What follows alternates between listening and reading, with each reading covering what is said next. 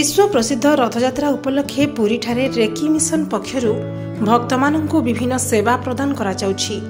Recce mission रो प्रतिष्ठाता तथा पूज्य विज्ञानी गुरु श्री सन्थଙ୍କ निर्देश रे मिशन रो शताधिक गुरुसेना और शक्तिसेना माने गत 25/6 कटक स्थित श्री कुटीरु पुरी नरेंद्र कोण अभिमुखे यात्रा करबा सह रथ यात्रारु भक्त माननकु विभिन्न सेवा प्रदान करितले। एही सेवा आसंता नीलाद्री विजय पर्यंत चलिबो बोली गुरुसेनार मुखपात्र बापी बराड़ कहते। ए सेवा मध्य भक्त माननकु अन्न सेवा, पाद सेवा, साधु सन्थଙ୍କ सेवा, जरूरी स्वास्थ्य सेवा और पुण्यतया पुष्करणी माननक सफेई आदि कार्यक्रम आमे हाथकु नेइछु बोली शक्तिसेना संयुक्ता साहू, स्वप्ना प्रधान और पूजा महाराणा प्रकाश।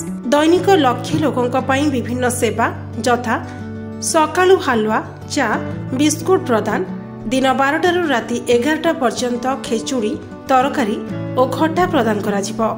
आंसु चिकित्सा प्रदान, शरधा बाली रे अहोरात्र उजागर रही भजन कीर्तन करुवा साधु सन्थଙ୍କୁ चाह बिस्कुट प्रदान एवं विभिन्न पुण्यतया पुष्करणी मानक सफेई आदि कार्यक्रम चली।